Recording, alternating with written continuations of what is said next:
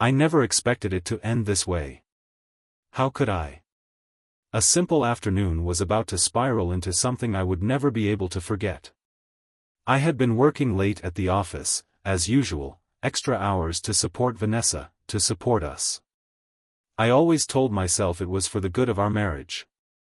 More money, more vacations, more of everything we wanted.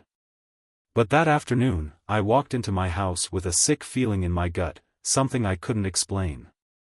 It was like the air was different, thick, heavy, as though something was wrong. I dropped my briefcase by the door, took off my shoes, and noticed the house was oddly quiet. Too quiet. Vanessa was never quiet, not when she was home. I walked to the kitchen, thinking I'd find her making lunch or maybe lounging with a glass of wine, her usual thing when I came back early. But no. The silence only deepened. I paused. There was something unsettling in the stillness, something that made the hairs on the back of my neck rise. Maybe I was just paranoid, but I couldn't shake the feeling. Then I heard it. The faint sound of muffled voices from upstairs. At first, I thought it was just the TV, but it wasn't. This was different, too close, too intimate. Something in me churned, a wave of unease crashing over my mind. I didn't know what I was expecting, but I found myself climbing the stairs before I could even stop myself. The closer I got, the clearer the voices became, and the more my heart raced. They weren't just talking. They were laughing? No, no way. This couldn't be what I thought it was. I was just being paranoid. But as I reached the top of the stairs, I noticed the door to our bedroom was slightly ajar, a sliver of light spilling through. My stomach dropped. I didn't want to, but I couldn't stop myself from pushing the door open. And then I saw it. Two figures under the covers. One was Vanessa, my wife, the woman I had been married to for nearly 10 years. And the other was Lawson. I knew him. That bastard. He was a colleague of hers from the marketing team, a smug, self-righteous jerk who always had that arrogant grin on his face. I never liked him, but I never thought I'd find him in my bed. I froze for a split second, my mind struggling to process what was happening. The bed creaked as Lawson shifted, turning over, and then, as if on cue, he gave me that damn smirk. That smirk. I could feel my blood boiling, my fists clenching. The rage hit me faster than I could think. I moved before I could even register my own actions, my feet pounding across the room in seconds. I grabbed him by the throat, yanking him off the bed with a force that made him gasp. Vanessa screamed, but I didn't care. I couldn't care. I slammed Lawson to the floor with a thud that echoed through the room. He gasped for air, his hands clawing at my wrists, but I didn't let go. He needed to feel the weight of what he'd done. The blows came in rapid succession, one after another. My mind was a blur of fury. I didn't even recognize myself. I just wanted him to understand the destruction he had caused. But no. Vanessa wasn't done with her act yet. "Rick, stop." It was a joke, she cried, but her words were just a whisper against the storm of my anger. Her voice, that sweet, fake tone she always used to manipulate me, it didn't work anymore. I didn't stop. I couldn't. I wanted him to know, to feel what it was like to betray someone like this. Every punch, every hit, was for every lie she'd told me. Every piece of trust she'd shredded. I looked at Lawson, barely conscious, lying on the floor, and I felt a twisted satisfaction. The bastard was out cold. But then my gaze shifted to her, Vanessa. She was sitting there, frozen, still looking at me with that expression of shock, like she couldn't believe what was happening. I don't think she could grasp the reality of what was happening. The truth hit her like a slap. "Rick, please, it's not what you think. We didn't. We were just," she stammered, but her excuses were hollow. I could feel her insincerity radiating through the air. And in that moment, everything clicked into place. All the late nights she'd been working, all the business trips she'd taken, the sudden distance between us, it was all leading up to this. I didn't know what to do. I didn't know what I was feeling anymore. Was it betrayal? Was it anger? Or was it just the gut-wrenching feeling of complete humiliation? And that's when it hit me like a freight train. This wasn't just a mistake. This was calculated. I had been a fool. But the truth wasn't the hardest part. It was accepting it. Vanessa didn't say anything more. She just sat there, eyes wide, her body rigid. The truth was hanging in the air like a heavy weight between us, suffocating any chance for words to heal the wound. She stared at me, then at Lawson, then back to me, but all I could feel was the searing burn of betrayal in my chest. My pulse was hammering, and it took everything in me not to lash out again. For a long, agonizing moment, we just stared at each other. The room felt like it was closing in. Time itself seemed to stretch and warp, every second dragging on like an eternity. And then, as if finally realizing the mess she'd gotten herself into, Vanessa spoke up. "Rick, you have to understand," she began, her voice shaking, but not with fear, no, it was more like guilt wrapped in defensiveness. "This isn't what it looks like. It was a stupid mistake, just one mistake." A stupid mistake? A mistake? The words were a slap in the face. It was all I could do to keep my fists from flying once more. I thought you loved me," I choked out, my voice betraying the rawness of my emotions. It felt like my heart was being torn from my chest. "Is this what you call love? You lied to me. You told me you were working, that you were at some meeting, all while you were in my damn bed with him." Vanessa stood up, her eyes glossy now, though I couldn't tell if it was real emotion or just an act. She wiped her eyes with the back of her hand, but the tears didn't seem genuine, not like the tears I'd seen when we'd had arguments before. She looked more like she was trying to get sympathy, playing the victim in a game she had already lost. "Rick, please. Please, you have to believe me. It wasn't like that." She stepped closer, but I didn't move, didn't give her the satisfaction of touching me. I didn't want it to happen. I never meant for any of this to go this far, but... She faltered, searching for something, anything, that would work to sway me. I just needed something different. I felt neglected, and Lawson was there. He understood me in ways you don't anymore. I wanted to laugh, bitterly, cruelly. Neglected? I had been working my ass off to provide for both of us. I thought I was doing what any husband would do.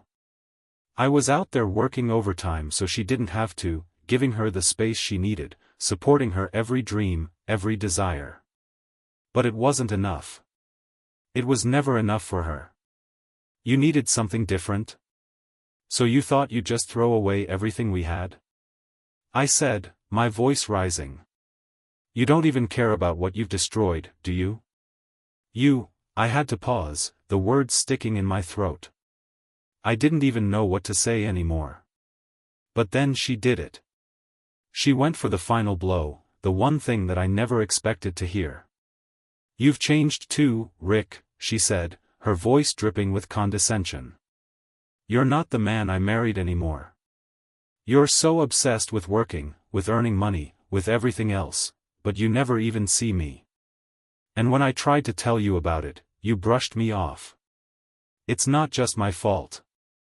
My head was spinning, my emotions a chaotic storm inside me. I could feel my chest tightening, the pain in my gut curling into a knot. How dare she? How dare she blame me for her choices? "Are you really going to sit there and pretend this is my fault?" I asked, my voice trembling with fury. "You think I changed? You think I'm the one who's been distant? After everything I've done for you, after all the sacrifices I've made? You're the one who's been lying to me, hiding behind a mask of pretended loyalty. And now you have the nerve to blame me?" Her face flushed, but instead of apologizing, she crossed her arms over her chest, taking on that smug, defiant expression. You think I care about your feelings right now, Rick? I'm not the one who has to explain myself. You never understood, and you'll never get it.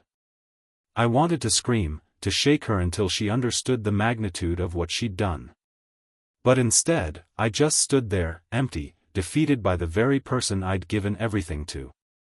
Vanessa had become a stranger to me, someone who was willing to destroy everything we had for a moment of whatever with Lawson.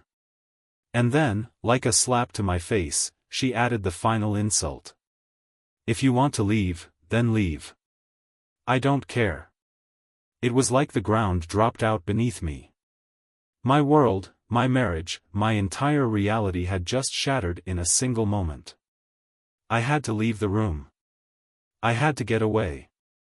I couldn't look at her any longer, couldn't hear the lies pouring out of her mouth.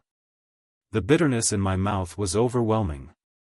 I needed air, needed space to think. I stormed out of the bedroom, my breath coming in sharp gasps, my mind a whirlwind of anger, betrayal, and disbelief. The world felt like it was spinning out of control, like I was standing on the edge of a cliff, ready to fall into a freefall that I wasn't prepared for. I didn't know if I could even look at her again after this. But as I walked down the hallway, I couldn't escape the question that haunted me: how had I been so blind? How had I missed the signs? I had been too trusting, too complacent in our relationship. I had allowed myself to believe that everything was fine, that things would always stay the same. But they didn't. And now, my entire life had changed in a single moment. The weight of it hit me, and for the first time, I felt completely and utterly alone. I didn't know what to do after I left that room. My mind was so clouded with rage and disbelief that I couldn't make sense of anything. All I knew was that I had to get away from her, from the woman I had loved, trusted, and built a life with. She wasn't just some stranger to me anymore. She was the person who had betrayed me in the worst possible way. And I couldn't reconcile that with the image I had in my head of her. I paced around the house, my steps echoing against the hardwood floors. I could hear her soft sobs coming from the bedroom, but I couldn't bring myself to care. The image of her face, those pleading eyes, was enough to make my skin crawl. She was still trying to manipulate me. Still trying to make it seem like I was the villain in this story. As if any of this was my fault. I grabbed my keys off the counter, walking toward the door with a sense of finality that I didn't even fully understand. I needed space. I needed a moment to breathe. When I slammed the door behind me, the sound rang out like a gunshot. The stillness of the world outside felt suffocating. I got into my car without thinking, the engine roaring to life as I pulled away from the house. The streets were unfamiliar, even though I had driven them hundreds of times. My mind was racing, and nothing seemed real anymore.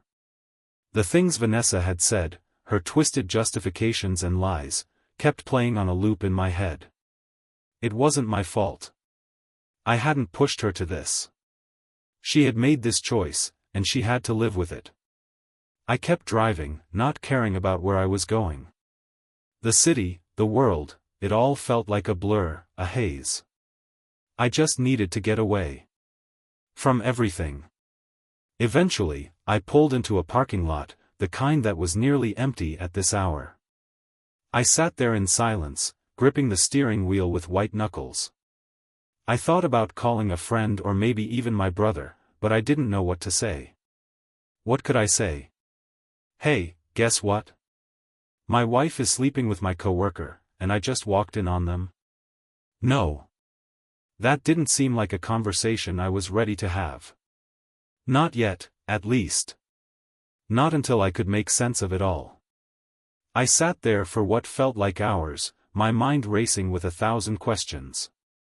How long had this been going on? Was I really that oblivious? How could she look me in the eye every day, lie to me, and still expect me to believe that everything was fine? The pain was crushing, suffocating me with every breath I took. I didn't know how to process it. I didn't know what to do with the feeling that something so precious had been stolen from me. Suddenly, my phone buzzed in the cup holder, snapping me out of my spiral. I hesitated before picking it up, seeing Vanessa's name on the screen. She had the audacity to call me? After everything she had done? I let it ring, over and over, my thumb hovering over the ignore button. But then, she sent a message. "Rick, I'm sorry. I know you're angry, but we need to talk. Please." I didn't want it to end this way. I felt a wave of nausea roll through me as I read the message. She was sorry. Sorry for what? For getting caught? For destroying everything? I clenched my jaw, fire building up in my chest. No, I wasn't going to let her manipulate me again.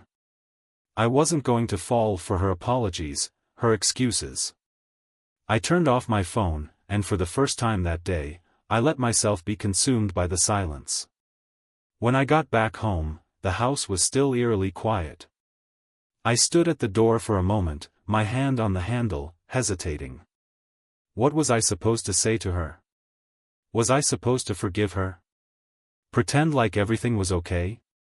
Or was this the moment when it all truly ended? I pushed the door open slowly, and there she was.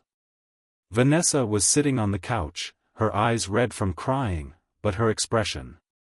It wasn't what I expected. She wasn't apologizing anymore. There was no remorse, no guilt. There was just anger. "You left," she said coldly, her voice shaking with something I couldn't quite place. "You left me here to deal with everything." I couldn't believe it. She was actually mad at me. She was mad that I walked away from the mess she had created. It felt like I was in some kind of twisted dream. "You've got some nerve, Vanessa," I spat. "You want to blame me? You're the one who was in my bed with Lawson. You're the one who threw everything we had away, and now you're blaming me for it?" Her eyes narrowed, and the defensiveness in her voice made me sick. "You don't get it, Rick. You've been so distant for so long. I told you, I tried to make it work, but you were too busy to even notice. And now, you just want to pretend that I'm the bad guy?"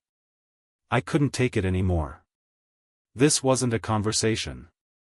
This was her trying to manipulate me again, trying to turn the tables. She had no shame.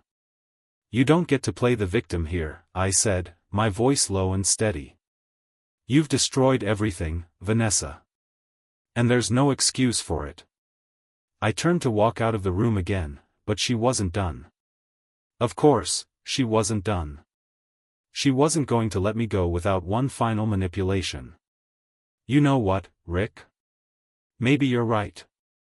Maybe I did make a mistake," she said, her tone dripping with mockery. "But you know what? You made a mistake, too. You weren't the man I married. You've been absent, and this is the consequence of it. So, if you want to leave, then leave. But don't think I'm the only one at fault here." I could feel my blood boil again. I couldn't even look at her. The rage and disgust were overwhelming, suffocating every thought I had. But I didn't respond. I didn't need to. The truth was clear now. I didn't know what came next, whether I was ready to fight for our marriage or whether it was already too late, but one thing was certain, this wasn't the woman I married. And I wasn't going to be the fool anymore. The door slammed shut behind me, and the sound echoed through the house. This time, it wasn't just me leaving, it was everything I had once known. I left. I had to. As much as I hated myself for walking away from the woman I had once believed I'd spend my life with, I knew I couldn't keep going down this road. It had already gone too far. The man I had been, the man I thought I was gone. All that remained was the aftermath of her betrayal, the jagged pieces of a marriage I had tried so hard to hold together. I didn't have a destination in mind as I sped down the street, the engine of my car roaring like it was fighting against the weight of my thoughts. I was running away, but I wasn't sure if it was from her, from myself, or from the wreckage we had created together. The city lights blurred as I drove aimlessly, too consumed by anger and disbelief to care where I ended up. But then, as I turned a corner, I saw it. A bar. It wasn't much, just a run-down, dimly lit place with a flickering neon sign. It wasn't the kind of place I would normally stop, but something inside me snapped. I needed to forget. I needed a distraction, anything to drown out the chaos swirling in my mind. I parked the car and walked inside. The smell of cheap beer and stale air hit me immediately. The place was quiet, a few patrons nursing their drinks, their faces etched with stories of their own. I made my way to the bar, sitting down with a heavy sigh. The bartender, a man in his 50s with a rough face and a slow smile, slid a glass of whiskey toward me without asking. He had probably seen guys like me before, the ones who were drowning in their own misery. "Bad night?" he asked, his voice low but understanding. I chuckled bitterly, taking the glass and throwing it back in one gulp. The burn was exactly what I needed. "You could say that." He didn't press further. The silence between us was comfortable, familiar. I wasn't looking for advice or sympathy. I didn't want to talk about Vanessa or Lawson or how my entire world had just crumbled. I just needed the numbness. The escape. I ordered another drink. Hours later, I found myself stumbling out of the bar, the effects of the alcohol hitting me hard. My head felt heavy, and the world seemed to tilt every time I took a step. I leaned against my car for support, breathing heavily as I tried to steady myself. My phone buzzed again in my pocket, and I almost ignored it. I knew it was her, Vanessa, calling again, like she was some sort of persistent ghost haunting me. But something in me snapped. The anger, the frustration, boiled up inside me, and I couldn't keep running anymore. I pulled the phone out and answered the call. "Rick, please listen to me," her voice came through, shaky and desperate. She was crying. Again. I wanted to hang up. I wanted to slam the phone to the ground and forget about everything. But I didn't. I stayed on the line, heart pounding as her words began to flood in. "I didn't mean for it to happen, Rick. You have to believe me. Lawson, he was just. I don't know what happened. It was stupid, I know, but I swear I never stopped loving you." The tears in her voice were a mixture of manipulation and genuine regret, but I had heard it all before. She had said those same words, those same lies, just hours ago. But this time, something in me broke. My hands tightened around the phone, my fingers shaking as I held it to my ear. "You love me?" I said, my voice dangerously calm. "You love me, Vanessa? You think that after everything you've done, I'm just supposed to forgive you? Just like that? After all the lies, after everything?" There was a pause on the other end, the silence hanging thick between us. When she finally spoke, it was a whisper, barely audible. "Rick, I know I messed up. I made a huge mistake, but I swear, I never wanted to hurt you." I felt sick. The pity in her voice, the way she tried to play it off like it was just a mistake. I had heard this before, too. It wasn't the first time. Every time something went wrong, Vanessa would find a way to make it my fault, blaming me for everything she did.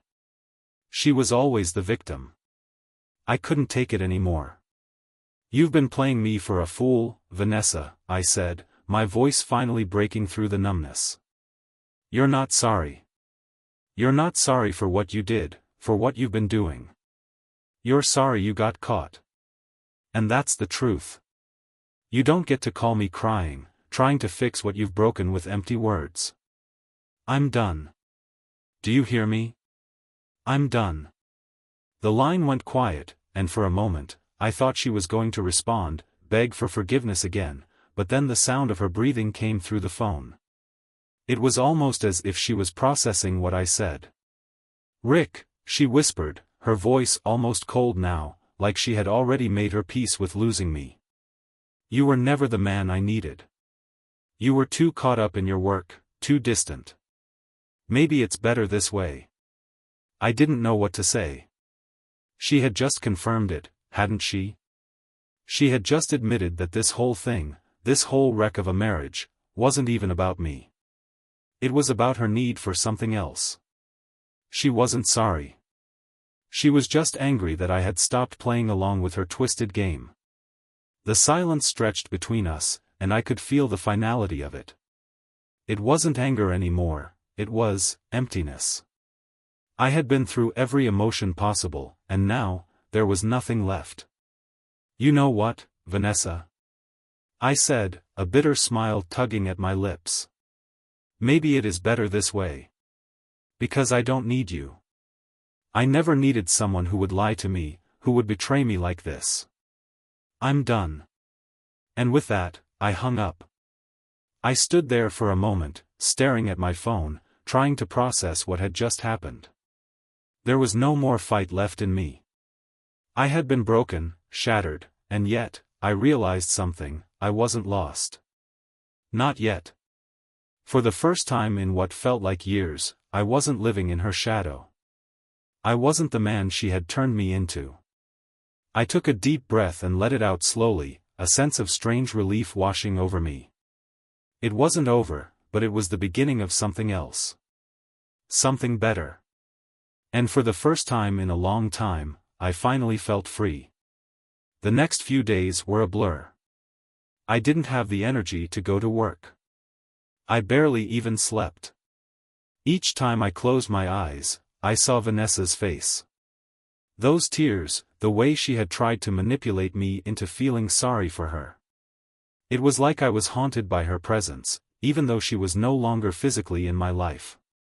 The reality of the situation was so much worse than the betrayal itself.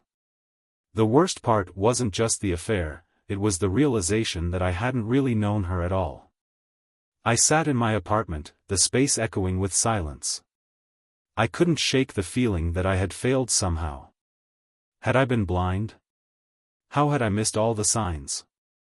The way she would suddenly get defensive when I asked about Lawson, the late nights, the unexplained absences, it was all there, and I had ignored it. Had I been so desperate to keep everything intact that I ignored the cracks that had slowly formed in our marriage? Or had she been that good at lying? No. I refused to believe that. I had been willing to look the other way because I didn't want to face the truth.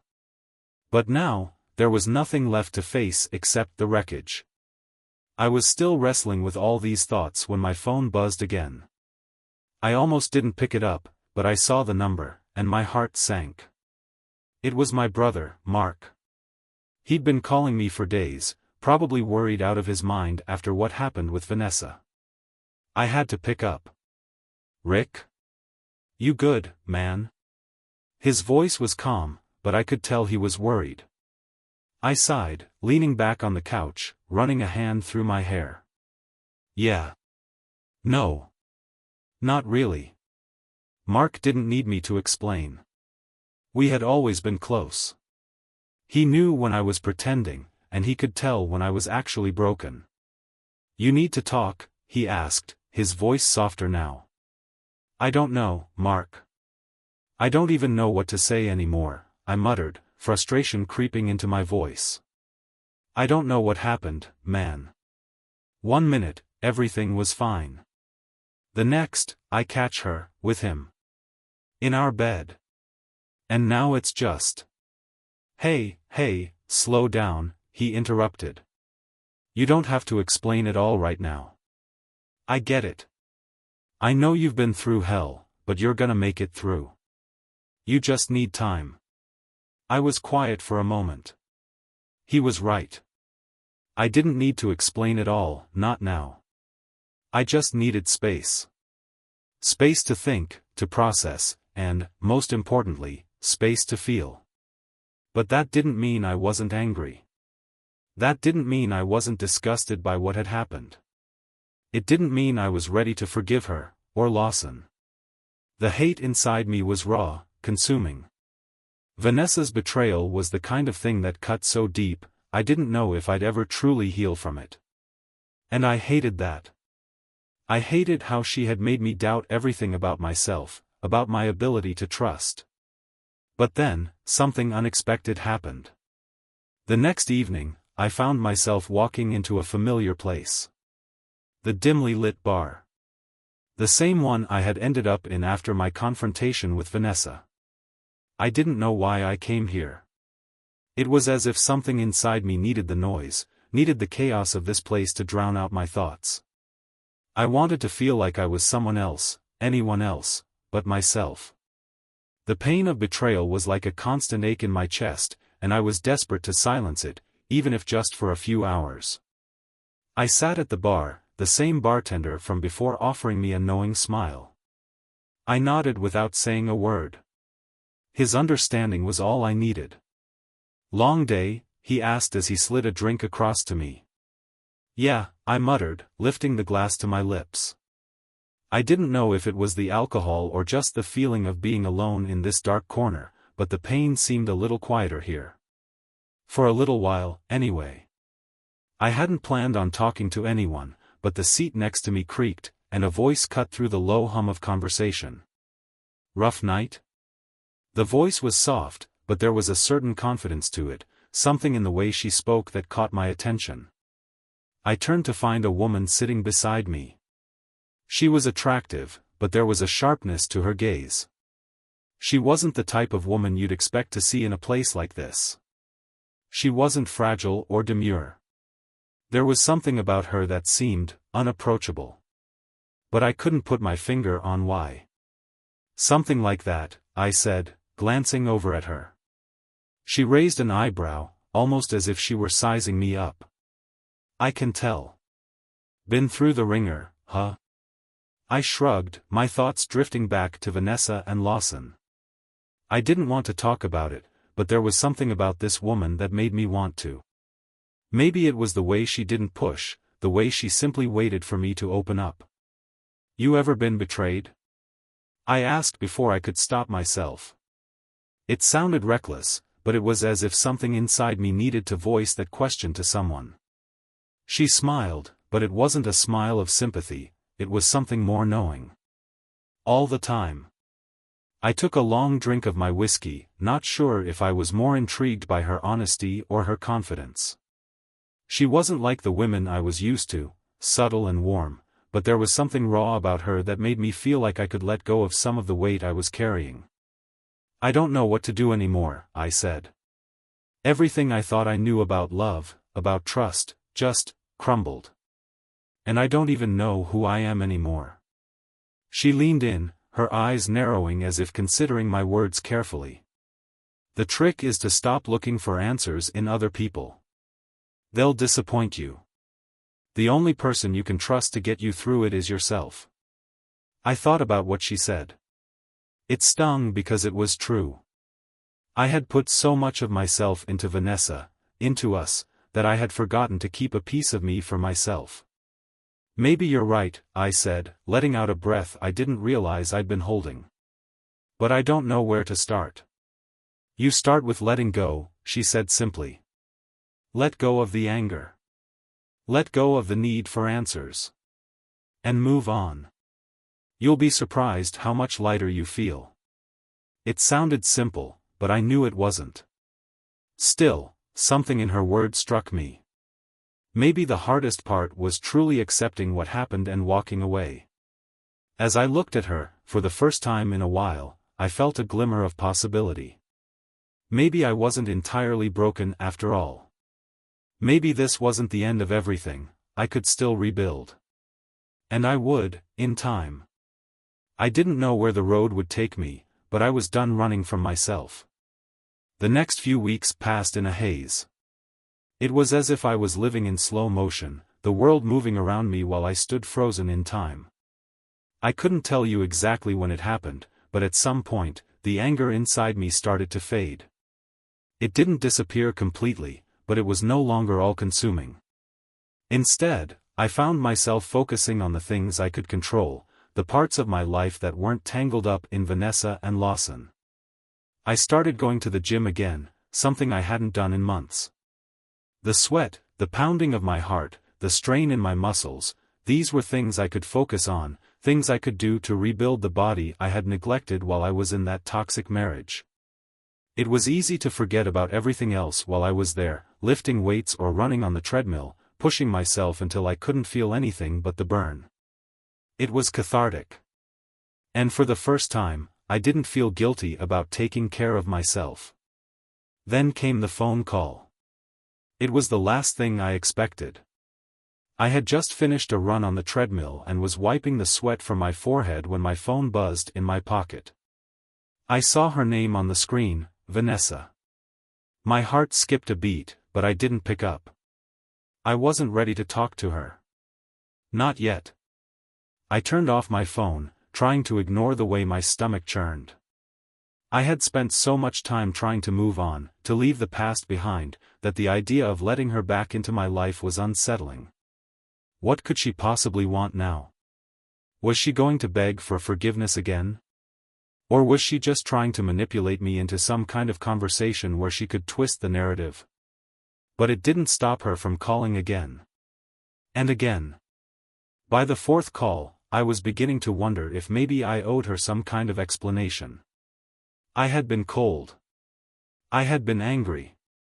And maybe that was the only way I could deal with everything that had happened. But maybe, just maybe, I owed her a chance to at least explain herself, if only to get closure. I picked up the phone on the fifth ring, my thumb hovering over the screen as I stared at it for a moment. Hello? Rick?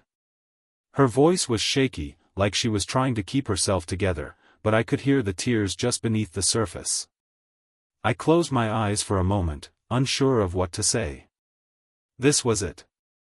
This was the moment where I could either give in to the same cycle of manipulation and deceit, or I could face the truth once and for all. Vanessa, I said, my voice steady, but there was a sharp edge to it. What do you want? I need to talk to you. I need you to understand, she replied quickly, her words stumbling over each other. I know I messed up. I know I hurt you, but, please, just hear me out. I never wanted any of this to happen. I let her words sink in, but only for a moment. I couldn't let myself feel sorry for her again. I couldn't let myself fall for the same excuses. But I also knew that if I didn't hear her out, I'd always wonder what she had to say. All right, I said, gritting my teeth. Talk. But make it quick. There was a brief silence on the other end of the line before she spoke again, her voice barely above a whisper. I was selfish, Rick. I know I was. I was lonely. You were always so distant, so focused on work, and I started looking for something that made me feel alive. And Lawson, he was there. He was there when I needed him. But it didn't mean anything, Rick. It wasn't about him. It was about me. It was about how I felt. I felt sick to my stomach. Her words were exactly what I had heard before, blame shifted to me, to the way I had been as a husband. But it was too much. I couldn't listen to it anymore. You're unbelievable, I spat, my hands clenching into fists. You can't just blame me for this. You knew exactly what you were doing. You knew the damage you were causing. You just didn't care. There was another pause, this time longer. When she spoke again, it was softer, more vulnerable. I'm sorry, Rick. I truly am. I know I've destroyed everything, and I don't expect you to forgive me. I just need you to understand that I never wanted to hurt you. I didn't know what I was doing. You didn't know? I laughed bitterly. Vanessa, you've been lying to me for months, hiding things behind my back, and now you expect me to believe you didn't know? I know I've hurt you. And I'm sorry, she said again, quieter now, as if she were accepting the weight of her actions. But I don't know what else to say. I'm not asking for your forgiveness. I don't think I deserve it. I just needed you to hear me.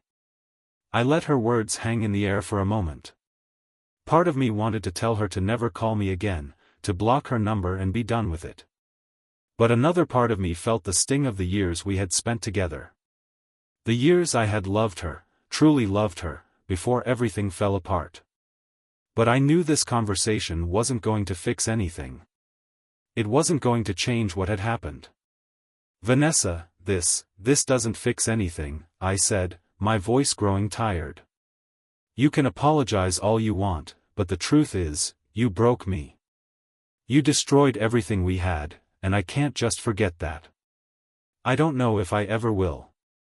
There was a final silence between us, longer this time, and I could feel the weight of it.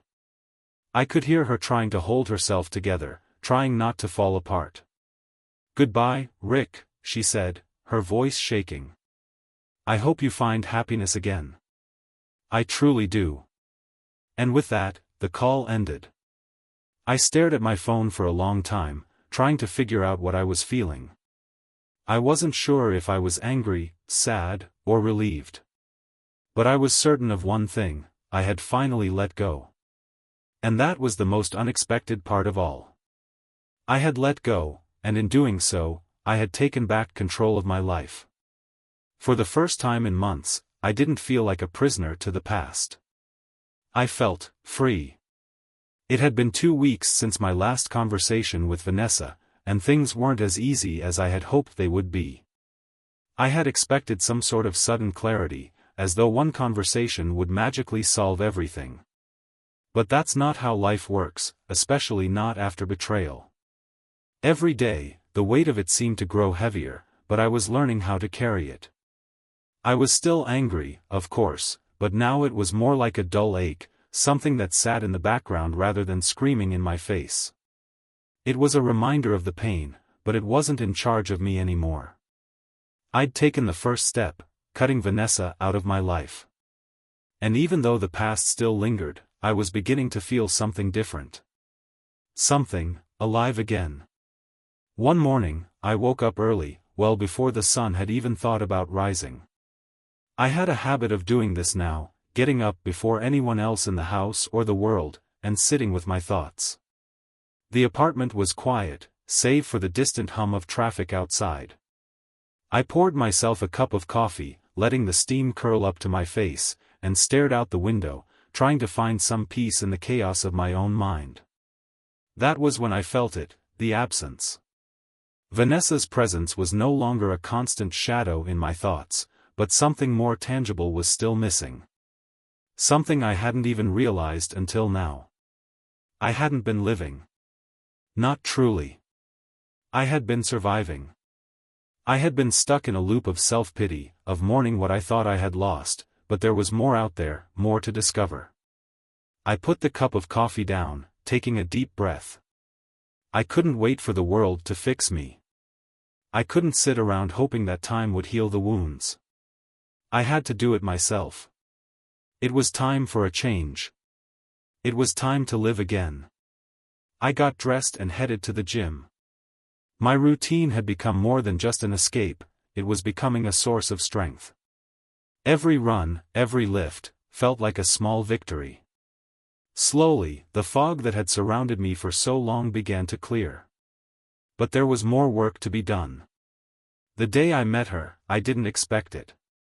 I wasn't looking for anyone, and certainly not in a place like this. But there she was. It happened after a particularly grueling workout. I was sitting on one of the benches, catching my breath, when I heard a voice behind me. "You don't look like you need to rest.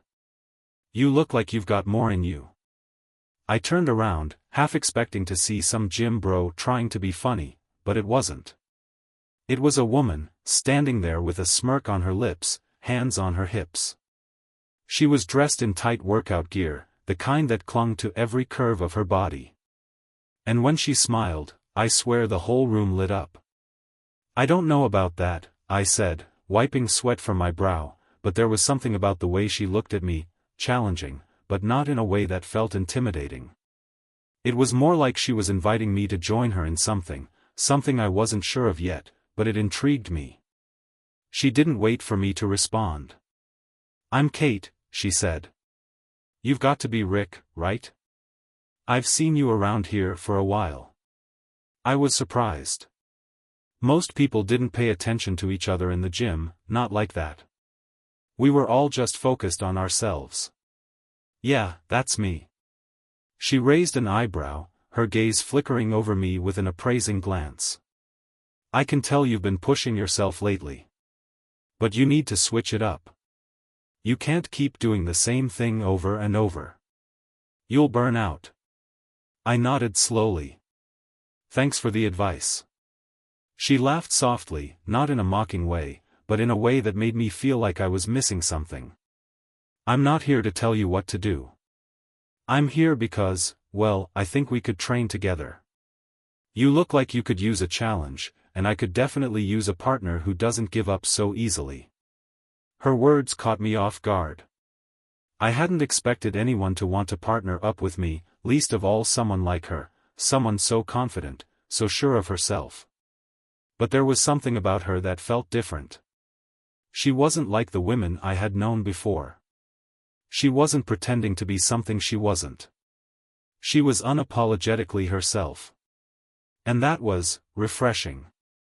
I don't know if I'm up for the challenge, I said, though part of me was intrigued. Oh, you are, she said with a grin that bordered on cocky. I've been watching you for weeks. You've got potential.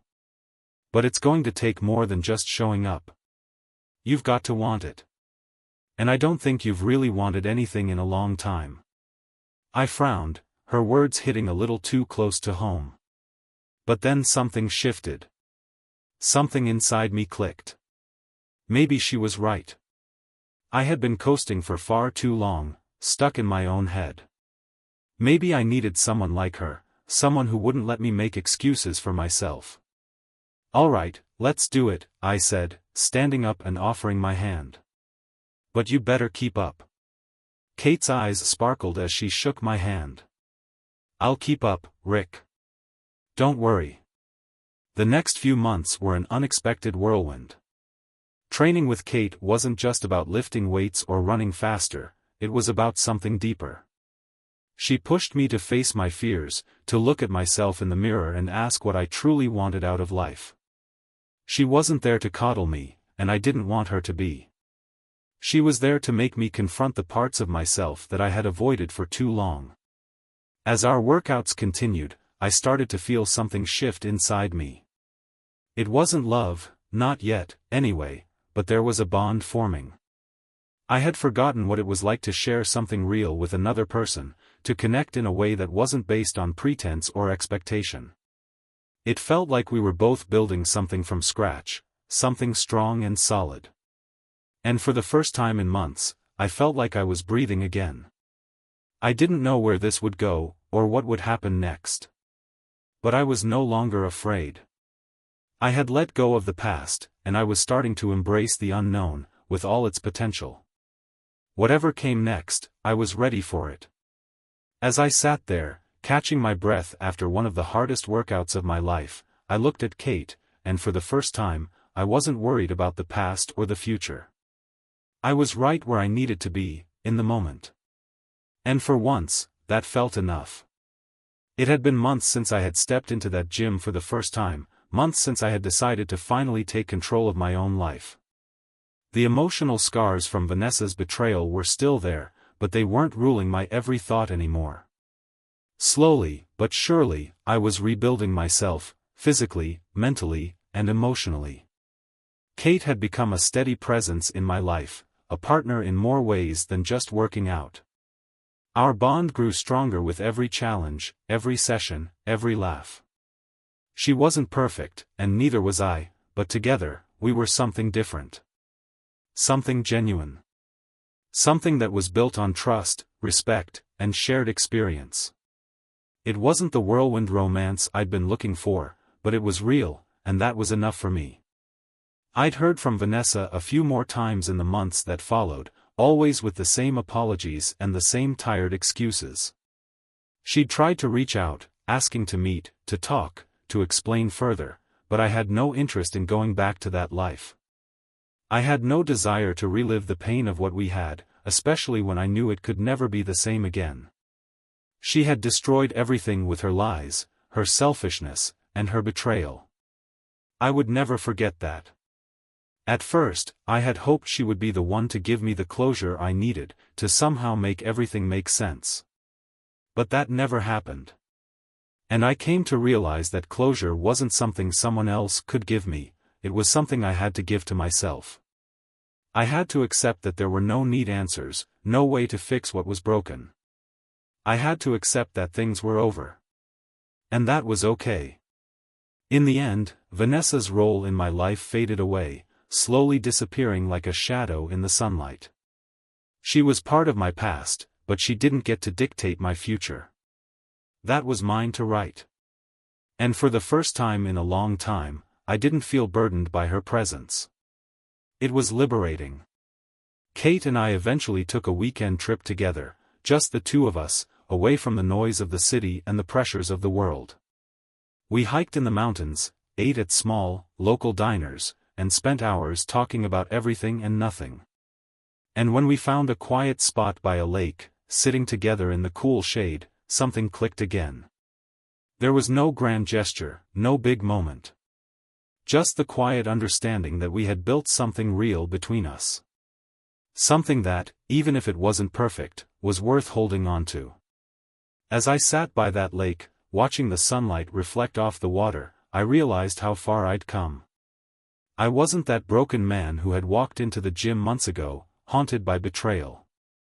I had rebuilt myself, piece by piece, and now, I was living a life I was proud of. It hadn't been easy, and there were still days when the anger and sadness would resurface, but I had learned how to cope with it. I had learned that I was stronger than I thought, and that I didn't need anyone else to validate my worth. It was a strange feeling, but for the first time in my life, I was truly content. Not because everything was perfect, but because I had embraced my imperfections, my struggles, and my mistakes. I had learned to forgive myself. And that, more than anything, was the greatest gift I could give myself. As the sun dipped below the horizon, Kate looked at me with a soft smile. We didn't need words to understand each other. We had both been through our own battles, and now, we were here, together, in this moment. Thanks for being here, I said quietly. She tilted her head, her smile widening. No. Thank you. I'm glad you're here too. And with that, we both sat in silence, listening to the water, the birds, and the steady beat of our hearts, knowing that we were on our own journey, but that it was no longer a lonely one. For the first time in a long time, I was exactly where I needed to be. If I had learned anything, it was this: you can't control the things that happen to you, the pain or the betrayal. You can't change the past. But you can control how you respond. You can choose to move forward, to heal, to grow. And in doing so, you'll find that you're stronger than you ever thought possible. I could have stayed stuck in the hurt. I could have continued to let the past define me, to let the betrayal consume me. But instead, I chose to live. I chose to embrace the lessons, the pain, and the victories. And in the end, I realized that the most unexpected part of it all wasn't just the fact that I had moved on. It was that I had discovered that life could still be beautiful, even after the worst of heartbreaks.